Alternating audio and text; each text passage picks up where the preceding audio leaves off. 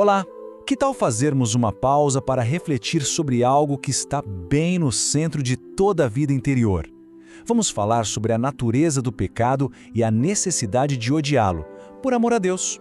Pense bem comigo nessa pergunta. Ela é bem direta, não é?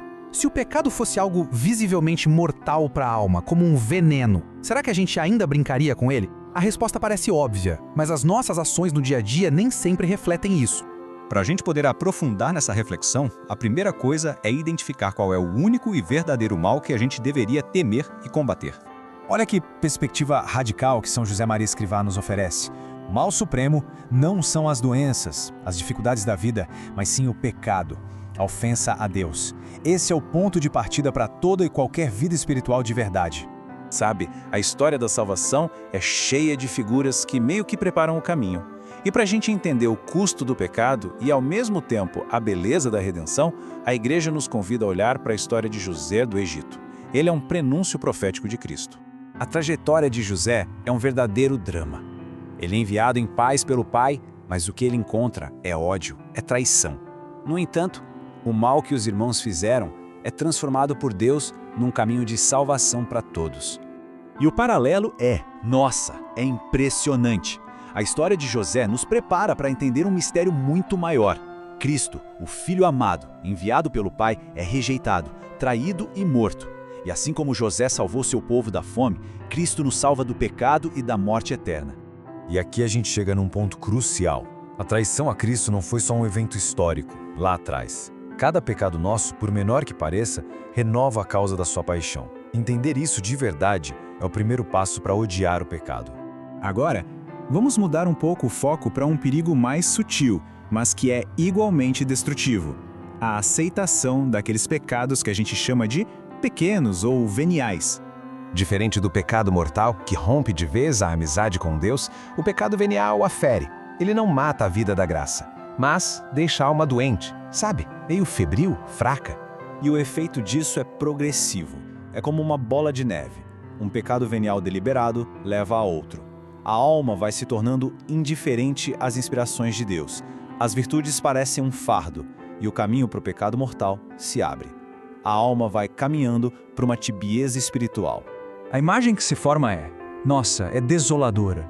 É como se uma névoa fosse se colocando entre a alma e Deus.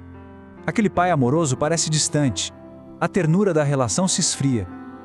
Tudo por causa de pequenas infidelidades que não foram combatidas. E esse ponto aqui, olha, é um verdadeiro divisor de águas na jornada espiritual.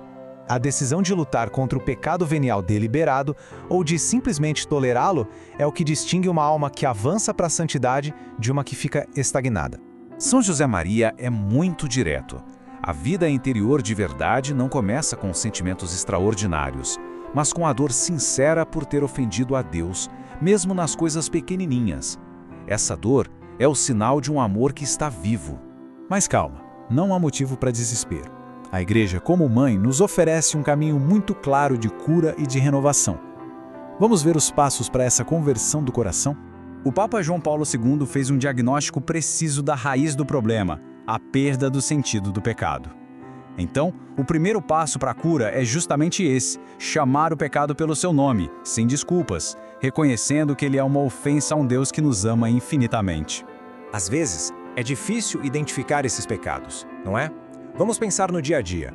Aquela impaciência, uma palavra um pouco mais áspera, aquele pensamento de crítica, a oração distraída, um egoísmo disfarçado. São esses os pequenos inimigos que a gente precisa combater. Que imagem poderosa! Santo Agostinho fala de um olfato espiritual. Uma consciência delicada sente repulsa pelo pecado, da mesma forma que o nariz sente repulsa por um cheiro ruim. É preciso pedir ao Espírito Santo essa sensibilidade. Para a gente ter uma noção da tragédia que é o pecado, a gente precisa entender o valor do que ele destrói. A teologia ensina algo impressionante, que a vida de Deus numa única alma, a graça santificante, vale mais do que todas as galáxias. Qualquer pecado, portanto, é um desastre de proporções cósmicas. O caminho de volta é claro. Ele começa com a honestidade. Depois vem a dor, mas uma dor que nasce do amor. Em seguida, a decisão firme de mudar. E, finalmente, o mergulho na misericórdia de Deus através da confissão. E fica aqui uma advertência final muito séria de São Francisco de Sales. A confissão não é um ato burocrático. Se for feita só por rotina, sem um desejo real de lutar e de mudar, a gente corre o risco de nunca se livrar desses pesos que impedem a alma de voar. Depois de toda essa reflexão, a pergunta se torna pessoal, se torna prática. Não amanhã, mas hoje. Qual pequena batalha pode ser escolhida agora? Um pensamento para ser controlado? Uma palavra para ser calada? Um pequeno ato de serviço para ser feito? Louvado seja nosso Senhor Jesus Cristo, para sempre seja louvado.